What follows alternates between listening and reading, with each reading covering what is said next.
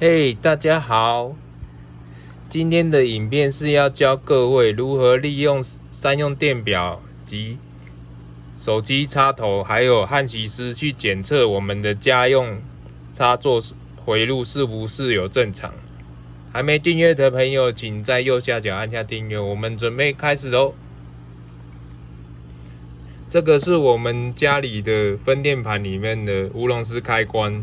当你的插座没电的时候，其实第一个动作就是去检查这个乌龙丝开关是不是有跳电。如果说它没有跳电的话，那有可能它的回路有问题哦。回路有问题的话，那我们要去检查它的回路。首先的话，你们先把这个乌龙丝开关的电源关掉。确定一定要把这个电源关掉，才能做下一个动作。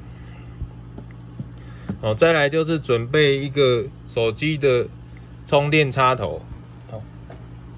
然后你如果没有焊锡丝的话，就是用一般铁丝就可以用。焊锡丝的话，就是把这个手机的充电头的插头的部分把它绕起来。让它两个金属都导通这样子。大概绕个1-2圈之后，有没有？我们再用那个电表有没有去量它有没有导通？电表如果不会用的话，我教各位就是上面有一个欧姆档。欧姆档上面有一个很像 WiFi 的这个符号，有没有？把它切切出来，它有一个 WiFi 符号，这个就是那个风鸣档。风鸣档就是让你看测有没有导通，这样就是有导通，碳棒这样接触它会叫就是导通。然后再来就是把这个插头把它插到这个插座上面，插上去之后，你们再回到分电盘这边去量。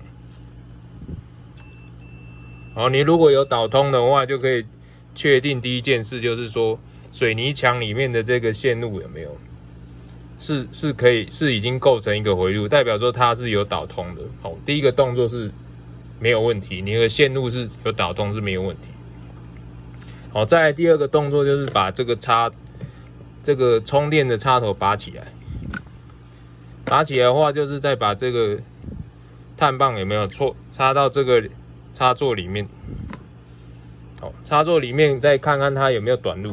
如果这两条有短路的话，这个电表它也会叫。所以这两个动作测完，就是可以检测出它有没有短路跟开路的问题。如果这两个动作测完之后还是没有电，那有可能是它电线绝缘不良的问题。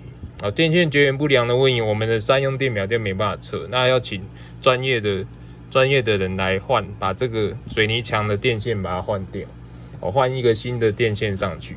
这个换电线的工程就要请专业的人来处理，自己来处理可能很麻烦。好，今天影片到这样，喜欢我的影片，请在右下角按下赞，我们下次见。